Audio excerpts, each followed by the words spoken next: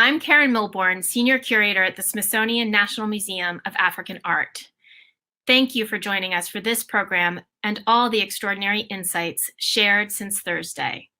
This symposium has been nearly 2 years in the making, and I would like to thank my colleagues, Drs. Kevin Dumichel, Matt Schindel, Kevin Straight, and Michelle Wilkinson, and Katie Moyer and Sophia Soto-Sugar for their tenacity, thoughtfulness, and team spirit in realizing all that went into making these past 3 days possible.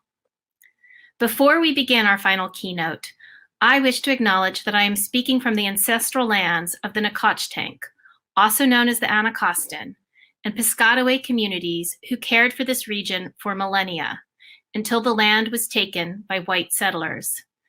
Many of the buildings which dominate DC's landscape today, including the White House and US Capitol, were built through the efforts of enslaved laborers.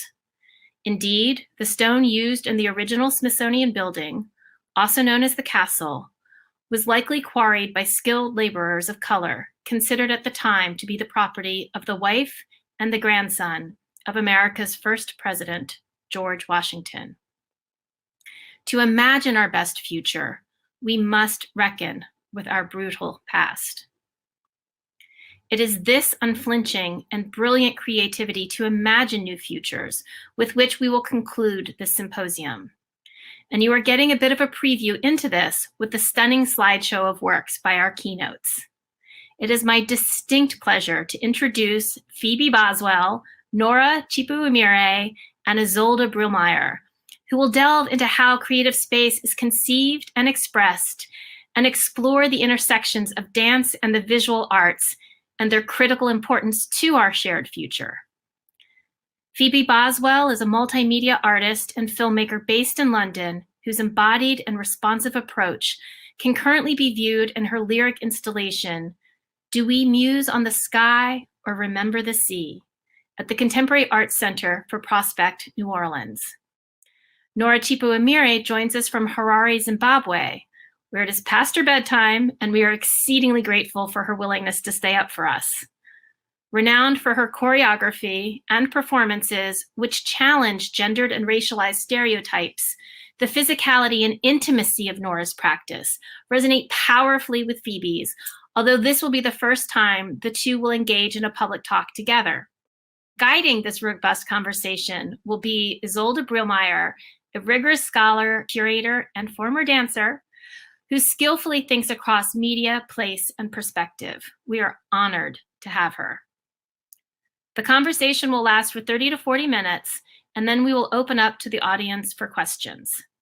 Please put your questions in the chat. And now to our featured guests. Hello everybody. Hello and welcome to this, what I know will be a wonderful, wonderful conversation. And hello to my dear Nora and Phoebe. Thank you so much for joining us today. Karen, thank you for that wonderful introduction. It's such a pleasure to be here.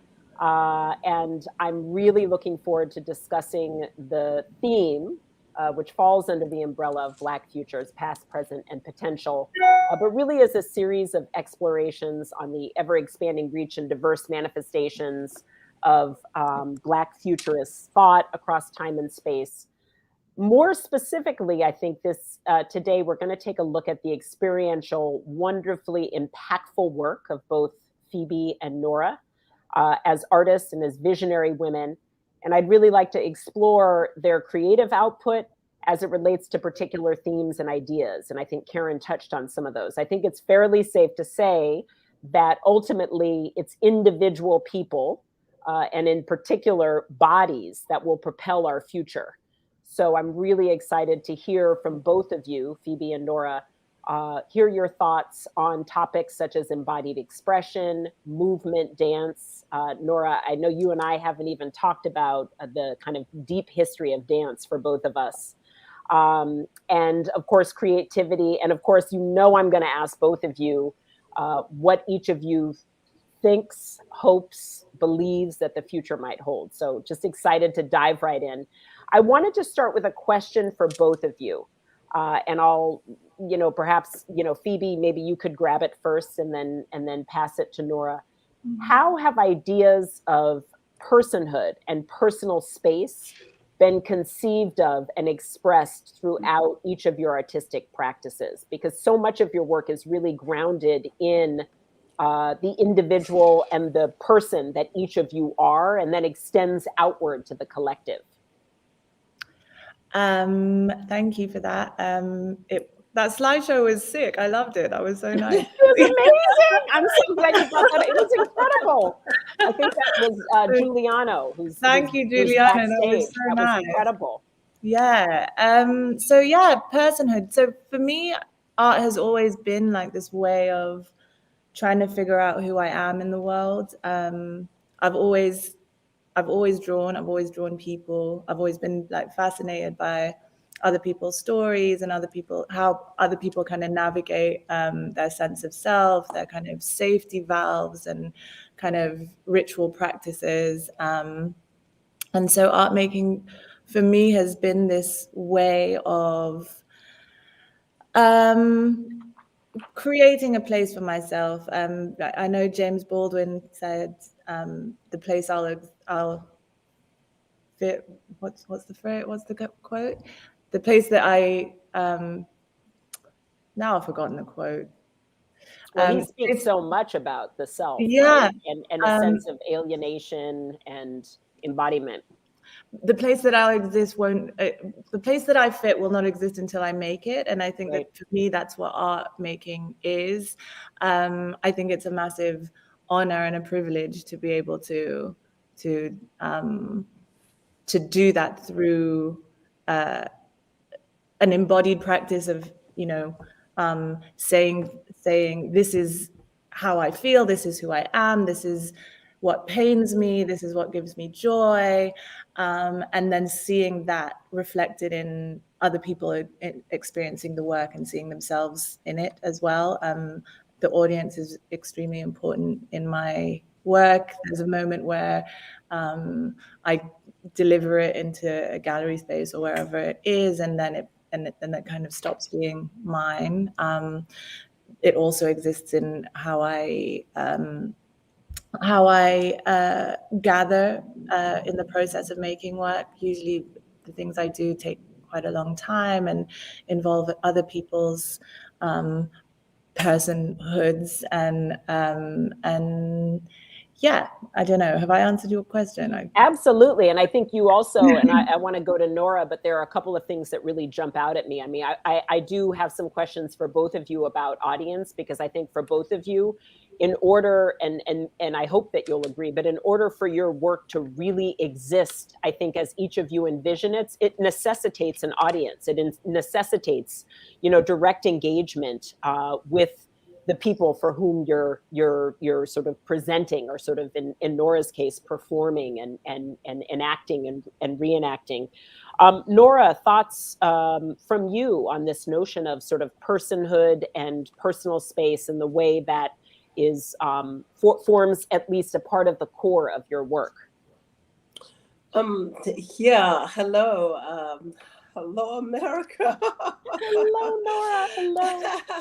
Well, I'm really excited to be engaging in this conversation with both of you. Okay, personhood. I'm born in 1965, and as a Black person born in then Rhodesia, and that timeline, I did not have personhood. So I acquired personhood in 1980 when Zimbabwe became Zimbabwe, out of Rhodesia, out of a colonial project into this current situation of becoming what we call African, or what is Africa. So, these are profound questions for me that I grapple with in the work. What does it mean to have been born considered not a person? What does it mean to have acquired the status of a person that is also questioned as a racialized being? particularly as I navigate my work in the Western world. Where race is a living thing as it is on the African continent. So, and I'm also interested in that political kind of framing of what is, who is, when is a person, as well as a very Shona, I'm Shona, a very Shona way of thinking of a person is a person because of their personhood. Munu ne unu ake, which was popularized by the South Africans as Ubuntu. What does it mean to be a person because of the way you relate to or the way you are perceived by others?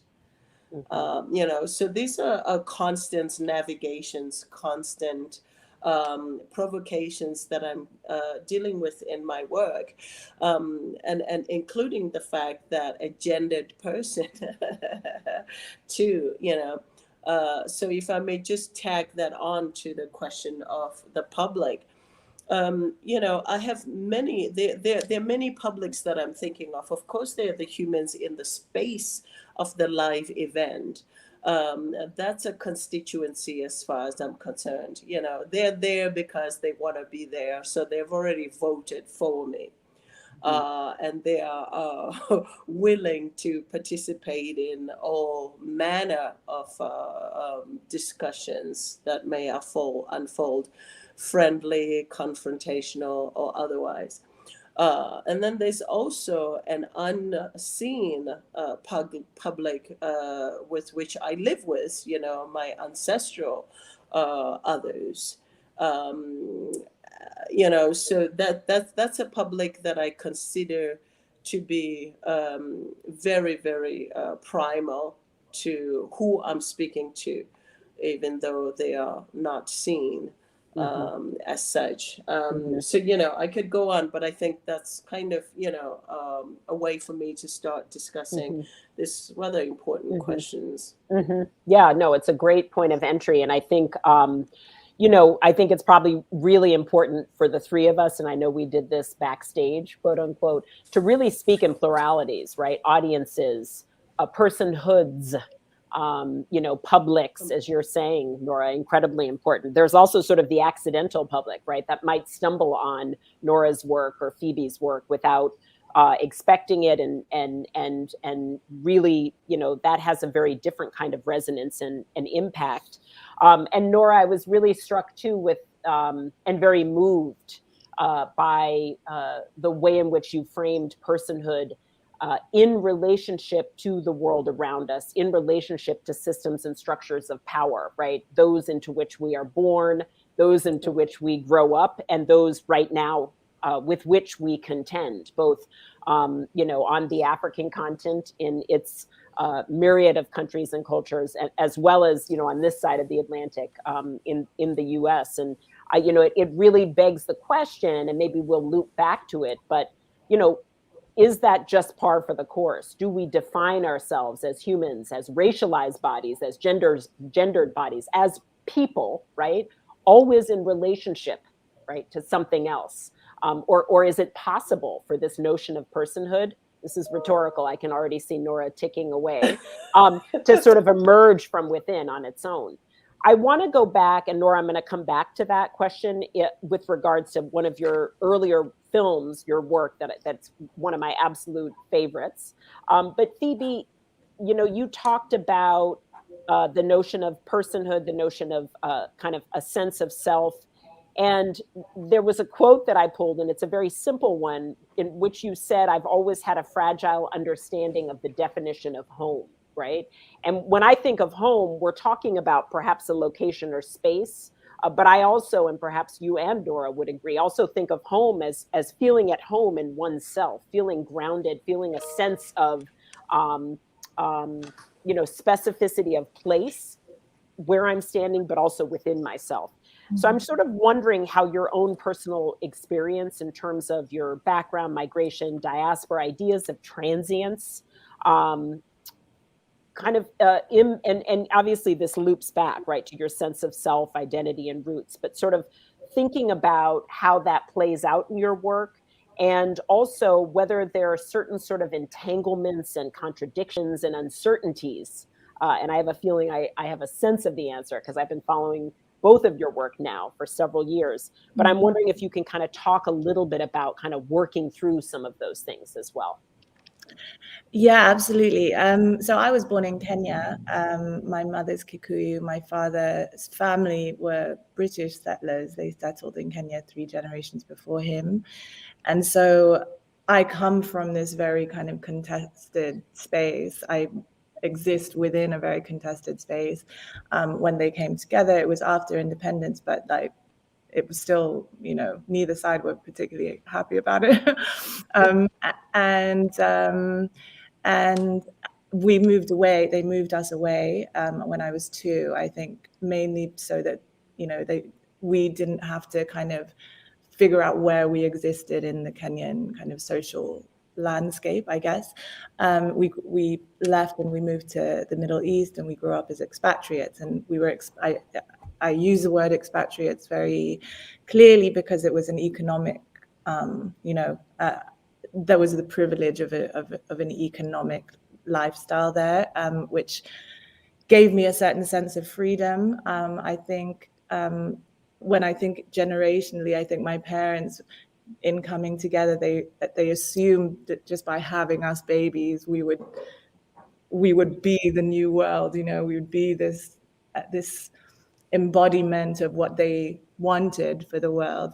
And my childhood was very free, I think, of thinking too much about nation state, about race, about and it was only when I moved to England to school that I suddenly realized, okay, I'm a Black woman here, I'm a Black person here, I'm a Black woman, and this means something very different to what I thought it did in, you know, in the context of the West. And I had to learn what that meant, and I had to learn how it affected me and certainly when I went to art school, how it affected how the institution, the white institution, saw what I could and could not make as an artist, and what they assumed that I should be making as an artist. And so for a while I felt very fraudulent. I felt very like, I'm not a proper Kenyan, I'm not a proper Black woman, I don't know how to speak in ways that I think I am expected to. And this paralyzed me for a long time as a young person wanting to be an artist. And it took a while to figure out what language was. I felt I couldn't really speak. I didn't have anything to say that, but then I realized that what I was trying to do was speak within this institution that would never really see me anyway. So in that regard, it was essential for me to kind of figure out what language actually was and what it meant. And nuance became my favorite word, like, and that moved on to then malleability being my favorite word, and layering. And whenever I make work now, I think about how to make something that contains all that has the robustness to contain all the multiple possibilities of myself and people like me. I know they're more than just me. At some point I started to think it was only me that was like feeling this sense of, you know, unease about who I was and my selfhood, my personhood. But I realized that that brittle things break, singular things, you know, don't allow for the beauty of complexity to kind of come through. They also allow for people who feel more powerful than me to have opinions about things that, you know, if a singular image doesn't sit well,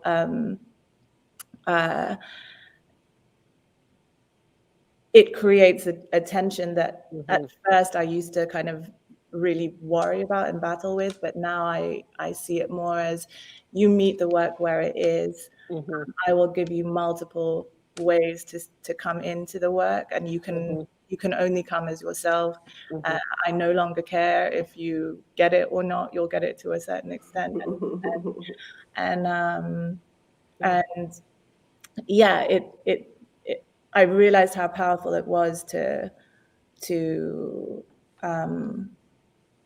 define language, and in defining language, I define myself, and yeah.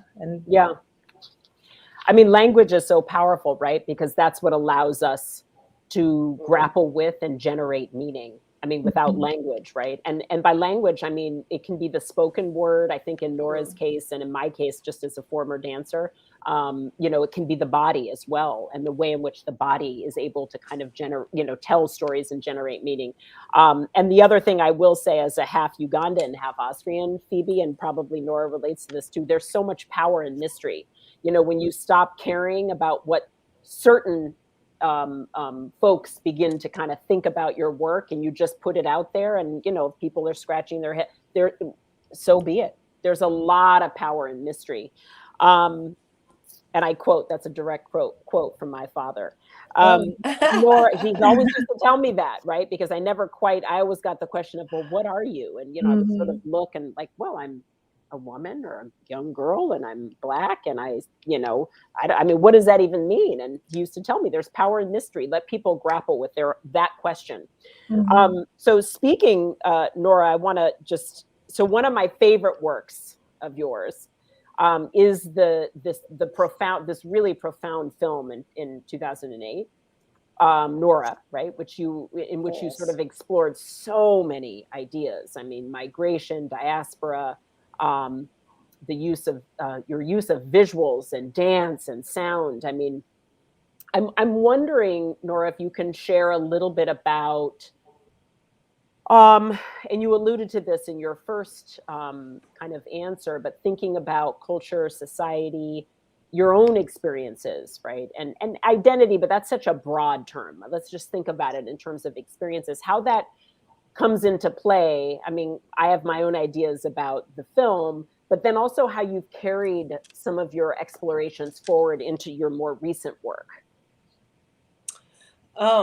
Well, I think, you know, you can only, well, not only, maybe that's too static. I like to work from things that I am grappling with, family, history, whatever economic issues, you know, like things that are really personal. I think it has given me a lot to have this practice that comes from the personal, and to go outwards. So the process is, how do I start from a very intimate idea, but how does it end up being a fiction? In other words, how do I go from, you know, a truth to fiction, really personal, to something that other people can relate to? And so do you think, Nora, really quickly, of your work as fiction, or portions of it as fiction? That's such an interesting concept. Ultimately, it is fiction. Okay. You know, I mean, there are some hardcore truths to it, and I think that's why, in some ways, it can work. You know, because it does carry truth. But once you have extracted it out of you and put it through the rigor of craft and editing, it is fiction. I like to think of it as that, and it also allows me to let it go and to give it to the world, and allows it to move from a place of, well, I would say perhaps healing, or, you know, to a place of art. You know, I think the fact that I do work it into a space of fiction allows it to become art. Yeah. So yeah, in making Nora, which was called a physical biography at first, and then that seemed to be a mouthful. And then it seemed easier to just call it Nora. You know, I mean, I was really grappling with what it meant to have left what, you know, a place where I thought of as home.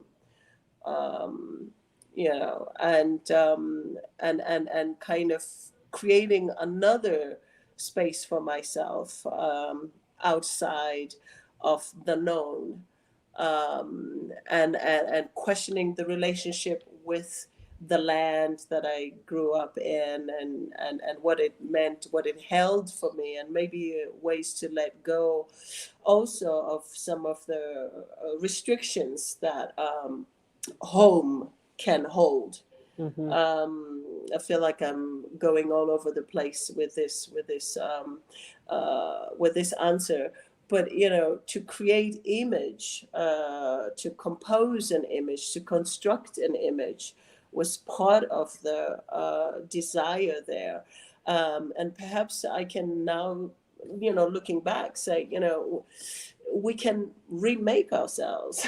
You know, we can remake ourselves, and perhaps Nora was a way to remake myself, to allow myself to become something else, and along the way working collaboratively and corroboratively with really important people to me, such as Thomas Mafumo and his Blacks Unlimited, and going on a really profound journey of questioning what language means to us. And for me also, it's the beginning of the invention and understanding that the mother tongue, you know, that is in the DNA, that is in my bone marrow, that perhaps comes out as the Shona language, not much relationship to English, is my preferred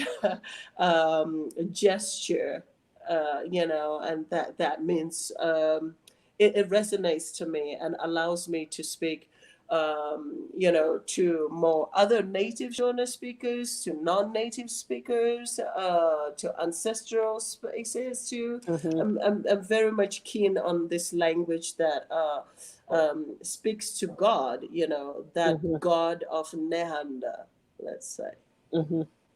Where, Nora, where, just to kind of continue here a little, and I love that you say that you think that you're all over the place, because inside me I want to tell you and Phoebe, just roam freely with your thinking and your Thank you. but I'm wondering, just, you know, as you speak as well, and we're talking about language, and Phoebe also touched on this too, if we can go to, I mean, we touched on how important audience is, and audiences are plural. But also just, Nora, thinking a bit more about the body and the centrality of how important the body, your body, right, is in your work. And I know, Phoebe, the body, the figure, the female body, the Black female body figures prominent in your work. But Nora, can you, like, how do you think, I'm just thinking as a former dancer, you know, it's like, the body, everything starts. Well, it is everything. It is the alpha and the omega. Without it, you're not. Yeah, you know. I mean, it's moot. You know, it's like, what are you talking about? Yeah, you know. So yeah, gives shape to everything. I put my body front and center. You know, I'm not one of those thinkers who likes to work through other people's bodies. My body holds a certain mystery, and I'm keen to discover also what it holds. And I think there's a massive vulnerability that I allow myself to be in. By putting myself front and center. It's like, you know, this is it. This is me in front of you. You know, what can I say? It is a living organism that is reacting to space, whatever the physics of that space, whatever the chemistry of that space. whether it's the architecture, the kind of air conditioning in that space, and the other humans in it.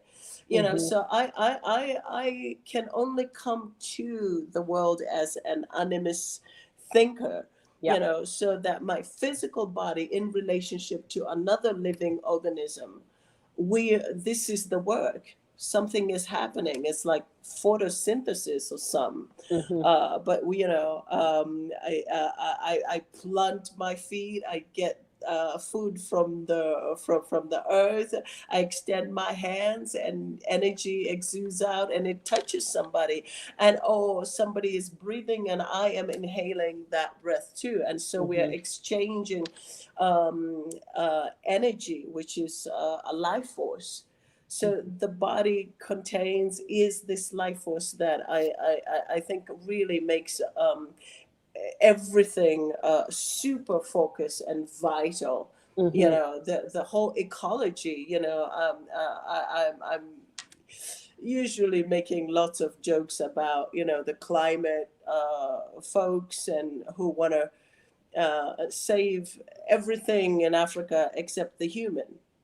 You know, you want to save the elephants, you want to save the rivers, but I think if you save the human, everything else would fall into place. You know, the body is the contested organism.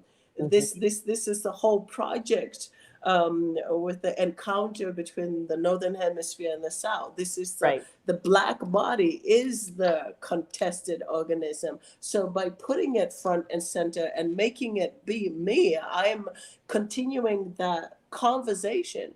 You know, that probably Lobengula, Shaka Zulu, Charwe Yakasikana had too.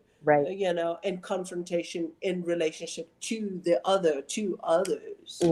Exactly. No, I could not agree more. I mean, you and I could, and probably Phoebe could sort of peel off and have a whole conversation about discussions in the environment and sustainability, which frankly, I think could be far more expansive, right? When you care for humans and others and bodies, it allows them then to care beyond themselves in so many ways.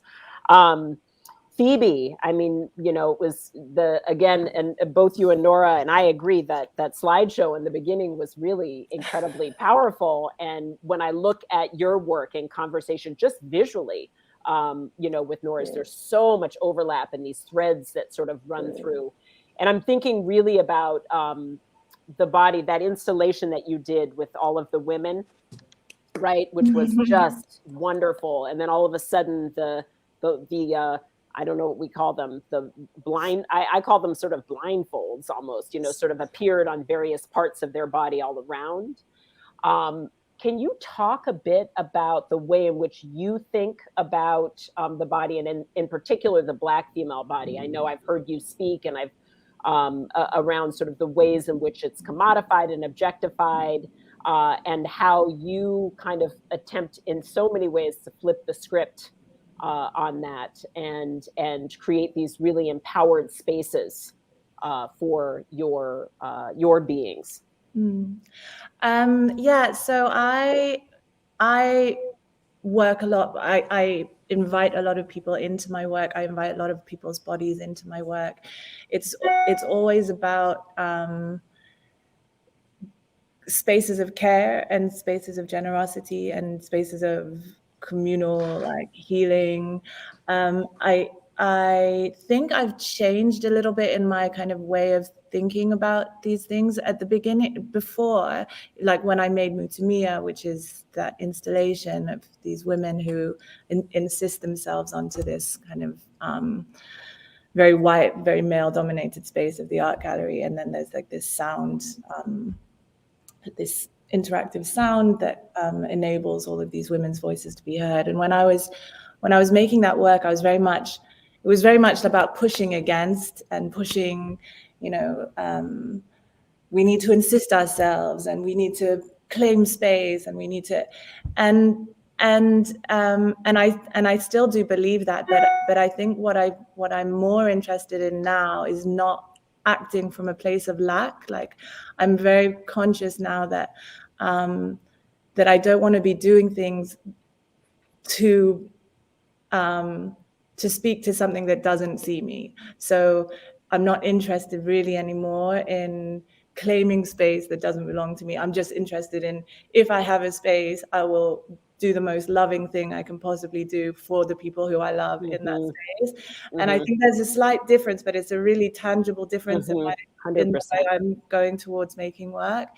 And I think that I think that's where we need to go. I think for a while we've been talking so much about kind of, you know, what do we do with these spaces? How do we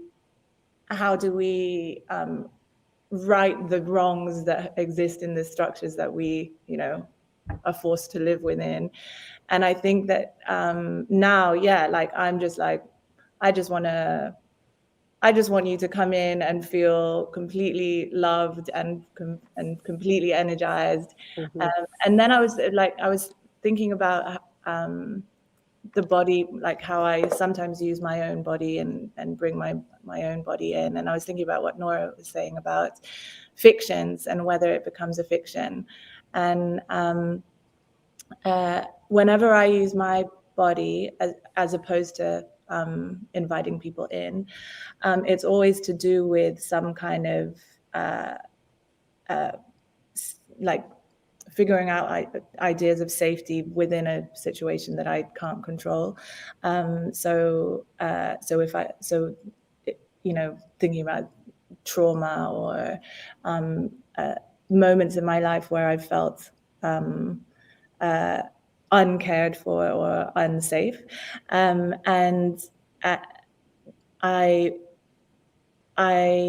work on the wall a lot because I want to, and I'm thinking about this piece that where I drew myself onto 27 meters of the gallery, and it was a way of, as Nora was saying, like letting go of something. It was a way of placing myself in this space that, in order to release the trauma and keep it there in the gallery space, so the gallery becomes something that is just a vessel, but also it requires the audience to look after the work, because it could easily be destroyed, it could be damaged. I don't fix it. So I'm putting you as the audience into a position where your body also becomes a place where you have to care for me, and you have to, and we have to care for each other. And then the body, when you're drawing, even when I'm drawing either myself or someone else, I'm always just super fascinated by the fact that you can put marks on a page and they become the embodiment of a person, whether it's myself or someone else, and that you can tell a story through that person, and someone else can be moved completely by that story, but it's still just marks on a page. And so I think that for me, it's not, I don't think it ever becomes a fiction, but I think the fiction is in the materiality of mark making. And if you're like, I'm just obsessed with the materiality of mark making as a, we can do anything if we have pigment and a page, you know, like it's the most freedom inducing thing, because you can just do whatever and do so unapologetically, Phoebe. I think that's something that strikes me about your work, and also Nora. Both of you are, and I mean this in the best of ways, just unapologetic about being there, the doing, the creating, the engaging. But what I also hear less of is this idea of constantly laboring. You know, when you say, Phoebe, we've moved beyond this claiming and reclaiming in so many ways, because that is sort of this constant kind of reacting to what has become sort of default culture, whiteness, maleness, and just unapologetically, Nora, you know, the way in which you just put yourself there, right? And the story and the movement, you know, the sound just sort of begins to emanate from this, you know, one central being. Yeah, we're not going anywhere, right? Right, exactly. And the same thing with Phoebe and your work. No, we're not. And also, let's be real, we've always been here. And we'll always be here. And we're still here, and we always will be here. So we're not trending. I always have to remind people, there's no trending. We've always been here. Let's be really clear. So meanwhile, I feel like Phoebe and Nora, you and I should be able to peel off and have like, happy hour for another 3 or 4 hours. We have questions. We're only just hitting the tip of the iceberg. So we'll have to have a gathering, I think we said backstage, right? When we all here in the city, but we have some great, exactly, some questions. So from our wonderful audience. So Linda asks the symposium, and clearly Linda has attended multiple talks throughout the symposium. Linda says the symposium encompasses multiple examples of space, land, water, outer space, and so on. How does each of you consider movement in these 3 spaces? And does your approach change with each?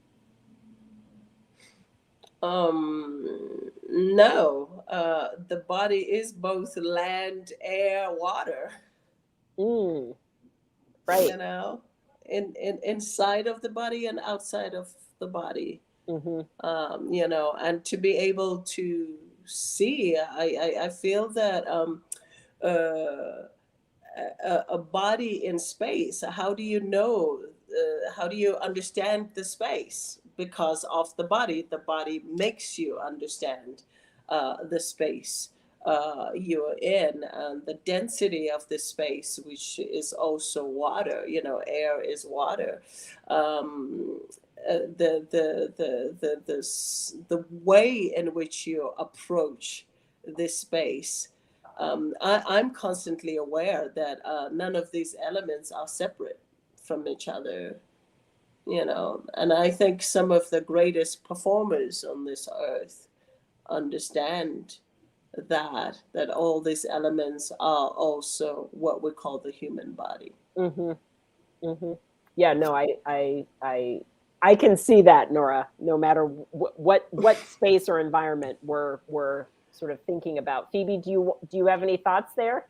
Yeah, I mean, for me, water is such a constant in my work. I really take from this idea that bodies of water, obviously they hold legacies of trauma, migrations for Black people, but also if you think of the body of water as this space between here and there, this porous space where you don't have to maybe consider notions of citizenship, and citizenship is always ultimately linked to ideas of unfreedom. Bodies of water can become the place where we meet, and that we incubate, and that we gather, and we begin to kind of determine what freedom might look like beyond the horizon of the body of water. So also water is, it's reckless, it's perilous, but it also is a holding. It holds us, it caresses us. So water for me is the space where I breathe and want to exist. I find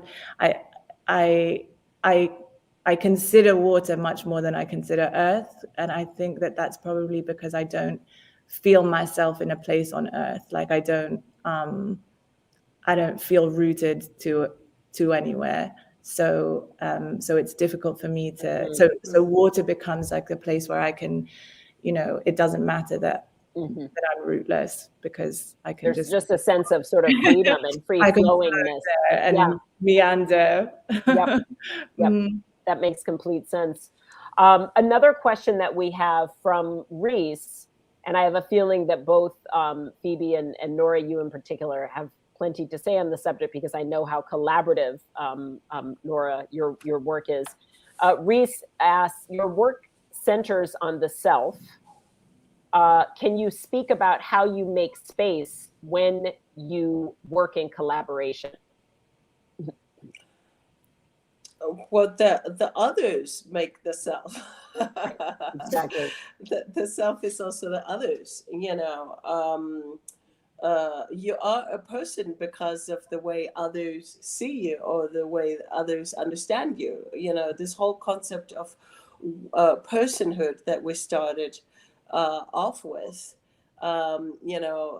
when there is a group, there is just more of you to be understood or to be articulated.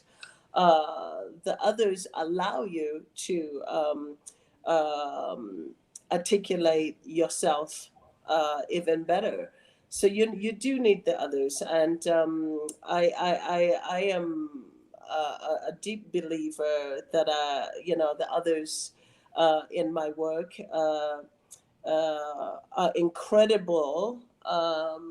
Allow me to understand who I am, and perhaps I too allow them to understand who they are, and collectively we are understanding who we are. So there is no individual, there is always a we. Mm-hmm.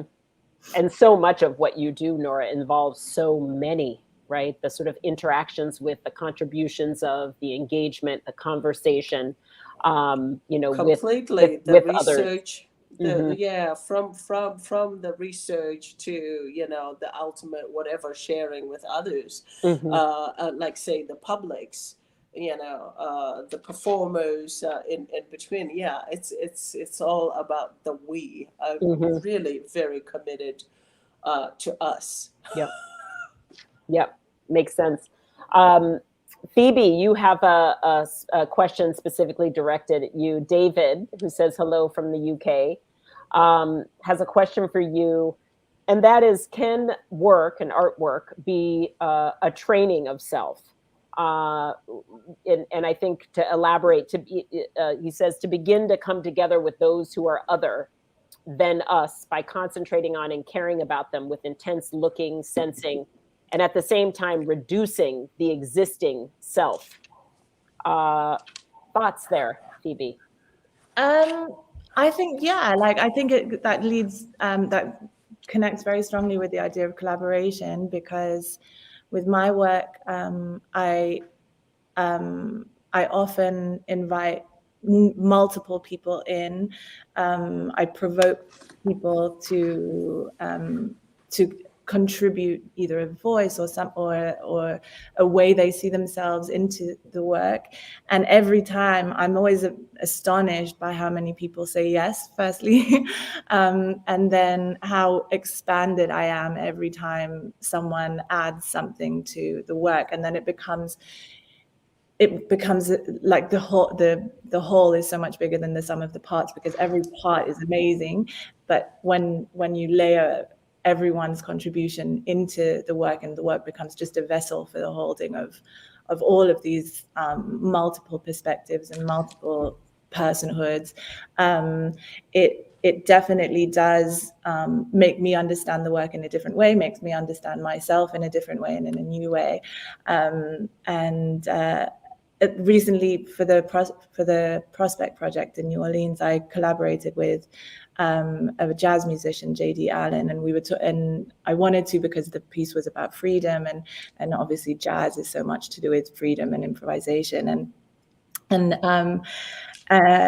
and he was explaining to me in jazz the idea that when musicians come together, they talk about, like, if you have mastery in jazz, you exist in service of each other. And I just thought this was such a perfect way to explain even how I come to making work, which is, you come with everything you are, but you come in service of. And I hope that kind of answers that question, like that you're in service of the people who you're holding in the work, and then the audience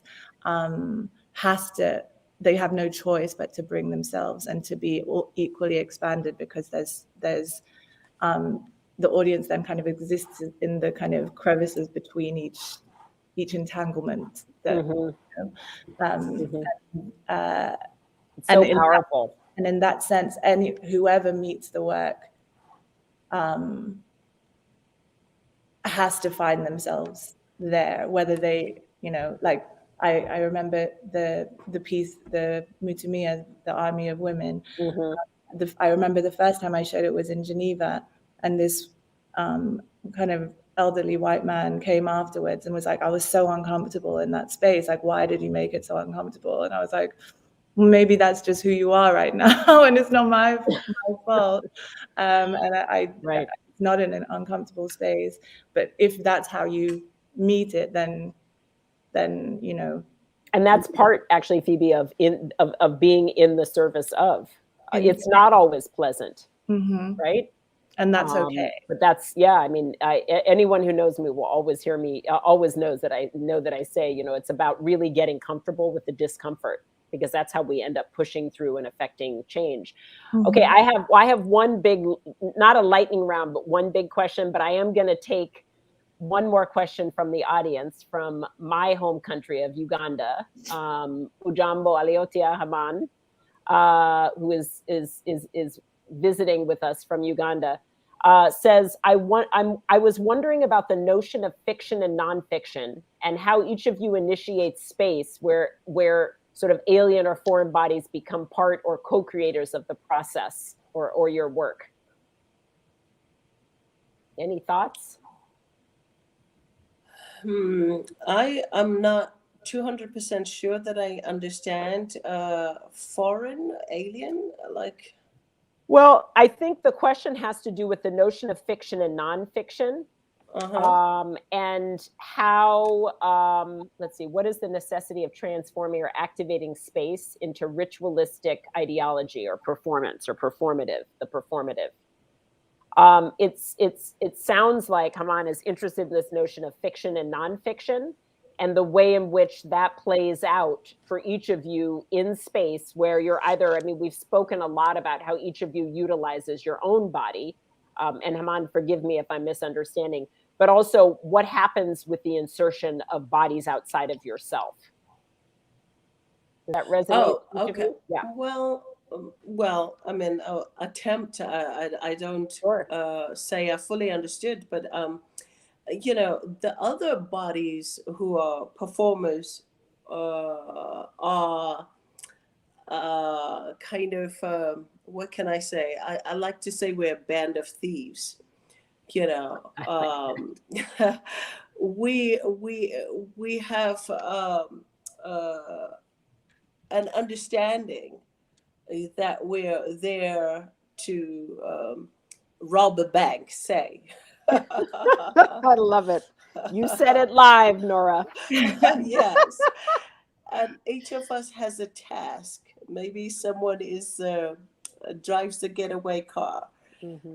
Someone holds the flashlight. Somebody drills the the wall. But we're all invested 200%, because without the investment, it's not going to work.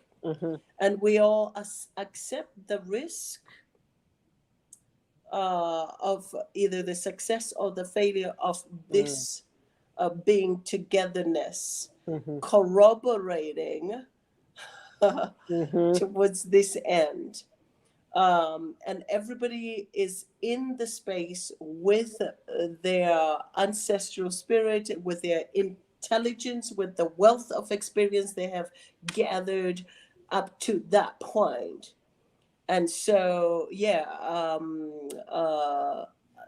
we are there to do the deed. You know, not halfway, but to complete the deed, right? And transform. You know, I mean, part of the act of the body transforms. You know, if I may just go back to the animist thing, which, you know, this the question is around, maybe also ritual. The human organism can and does transform, and it does so with this conspiratorial understanding of others. So we are all encouraging each other to get there, and in the end we are all transformed. So the others are essential. It's not to say you cannot transform yourself alone in solitude, but with others it's much more joyful. That I would agree with you. So much so, Nora.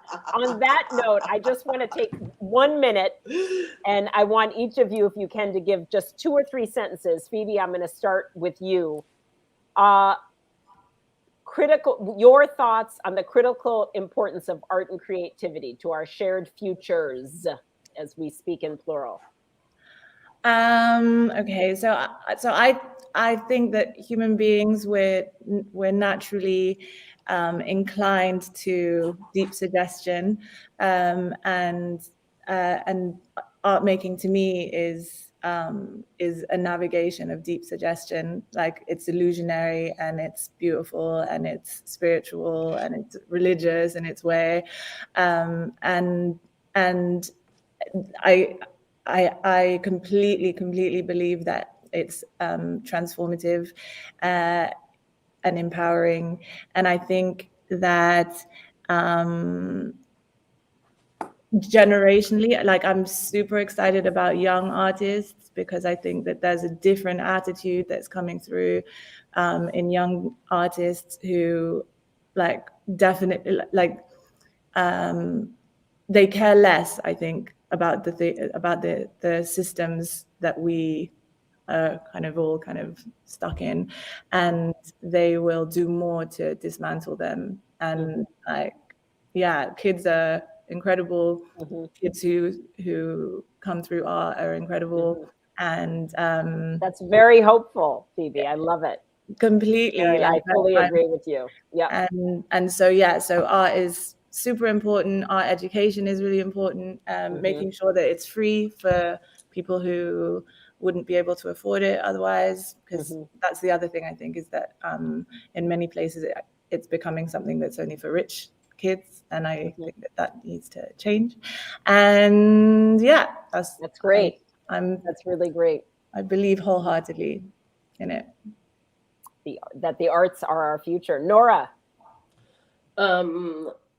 Life, liberty, and the pursuit of happiness. That's what it is all about. That's what art is. It's life itself. Perfectly put. That could be bottled up, Nora. I love it. This was such a joy, and I feel like we were just getting started. That was like the prelude. Don't you both think? I feel like now we can begin the conversation. It was such a joy and an honor to be here with both of you. Thank you both so much for sharing your work and your thoughts today. And thank you both for being who you are as artists and visionary humans and women, and for creating and putting it out in the world. And if I had a glass, I would tip it to both of you to say, here is to a more inclusive, diverse, equitable, and accessible set of futures for everyone. So thank you so much. Much love and light and joy. And Nora, I think you will probably go to bed shortly. Sweet dreams. Thank you so much. This is fantastic. Thank you so much. No salama. Yeah. Sleep well. Sleep well. Thank you. Thank you, both. Thank you, everyone. Thank you for having us. Be well. Bye.